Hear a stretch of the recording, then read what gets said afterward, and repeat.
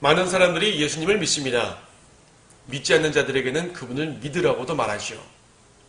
도대체 예수님이 누구시기에 믿어야 하는 것일까요? 자, 예수님에 대해서 설명할 말은 꽤 많지만 한마디로 말하면 예수 그리스도는 하나님이라는 사실입니다. 사람들은 말하죠. 어떻게 인간이 신일 수 있냐고 말입니다. 거룩하고 절대자이신 신께서 어떻게 인간이 될 수 있냐고 말합니다. 하지만 성경은 말씀합니다. 하나님께서 인간의 육신을 입고 내려오셨다고 말합니다. 육신으로 오신 하나님, 그분이 바로 예수 그리스도이십니다. 성경은 이렇게 말씀하십니다. 경건의 신비는 논쟁의 여지없이 위대하도다. 하나님께서는 육신으로 나타나셨고 라고 말입니다. 또 이런 말씀도 있죠. 그분은 원래 하나님이신데 오히려 자신의 영예를 버리고 종의 형체를 입으시어 사람들의 모습을 취하셨느니라 라고 말입니다. 하나님께서 보시기에 인간의 육신은요, 죄 많고 더럽고 추악한 것입니다. 그런데 거룩하시고 흠이 없으신 하나님께서 그러한 인간의 육신으로 오셨다는 사실입니다. 그 절대자께서 인간 역사에 들어오셔서 우리 죄인들과 동고동락하셨습니다. 우리와 똑같은 모습으로 말입니다. 성경은 그러한 그분을 하나님의 아들이라 부릅니다. 그렇다면 하나님께서는 왜 육신을 입으셨을까요? 그것은요, 죽으시기 위해서였습니다. 영원 가운데 계시는 하나님께서는 결코 죽으실 수가 없기 때문입니다. 다시 말하면 십자가에서 죽으시기 위해서 이 땅에 오신 것입니다. 세상 죄인들을 위해 십자가에서 피 흘려 죽기 위해서 오신 것입니다. 그것이 바로 하나님께서 이 땅에 오신 목적입니다. 성경은 이렇게 선포하십니다.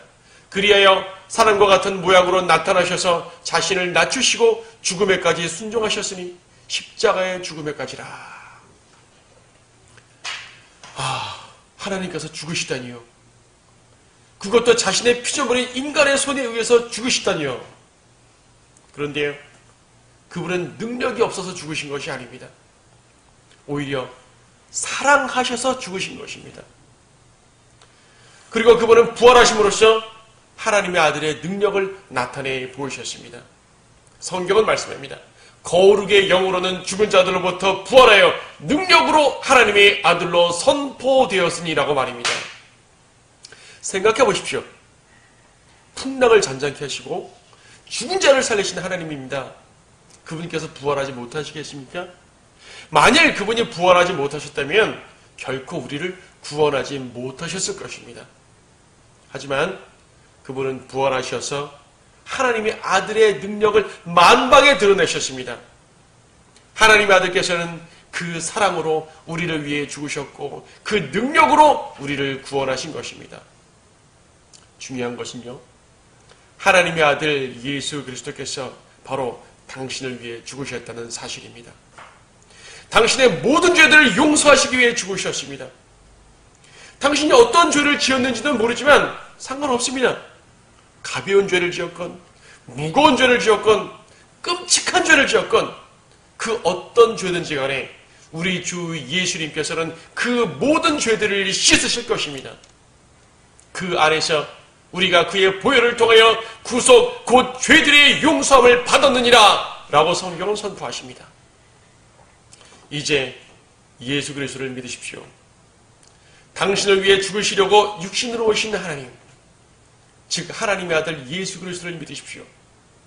예수님은 당신을 사랑하셔서 죽으시고 또한 부활하셔서 그 능력을 나타내셨습니다. 우리를 사랑하시는 하나님, 우리를 구원할 능력이 있으신 하나님, 바로 그 하나님께서 예수 그리스도이십니다. 자, 그분을 믿을 준비가 되셨습니까? 그러면 이렇게 기도해 보시기 바랍니다. 하나님, 저는 죄인입니다. 죄 때문에 지옥에 갈 수밖에 없습니다. 하지만 하나님께서 이 땅에 내려와 저를 위해 죽으시고 저의 모든 죄들을 씻어주신 것을 믿습니다. 이제 제가 예수님을 저의 구주로 영접합니다. 제 안에 들어오셔서 죄인인 저를 용서하시고 저를 구원해 주십시오.